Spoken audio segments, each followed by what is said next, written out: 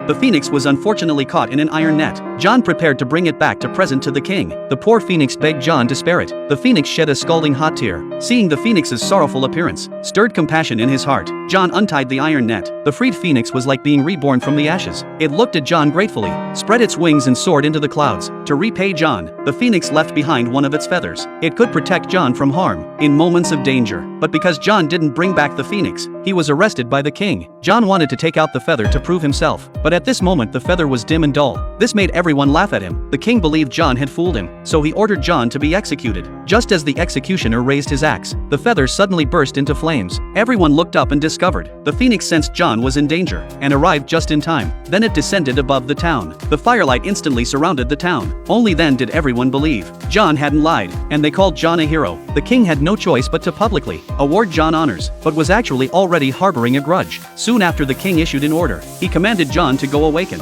the ice princess at the Snow Mountain Peak and bring her back to marry as his queen. This journey was fraught with danger. The king believed John would die on the way, but he didn't know John had the magical little donkey as his helper. Soon they arrived at the Snow Mountain Peak, but the frozen gate ahead blocked John from entering. Just when John was out of options, the feather burst into flames again, then drilled into the ice gate. Instantly, the heavy ice gate melted into water. At this moment, the donkey was swept down and ended up stuck on the cliff. John carefully walked into the ice palace and met the legendary ice princess. Then the feather awakened her from her slumber. When the ice princess learned that the one who wanted to marry her was a decrepit old man, she said she'd rather die than go back with John. Then she pulled John and jumped off the cliff. Fortunately, the little donkey rushed over and successfully saved them. John smoothly brought the princess back to the palace, but the princess used the excuse of lacking the heart of the ocean ring and refused to marry the king. Upon learning the ring had been swallowed by a giant whale, the king immediately summoned John and gave him the task. John rode the little donkey flying over the ocean, but accidentally got knocked down by a flock of seagulls. When the little donkey pulled John up again, he discovered ahead was a supergiant whale, locked to the sea surface with iron chains.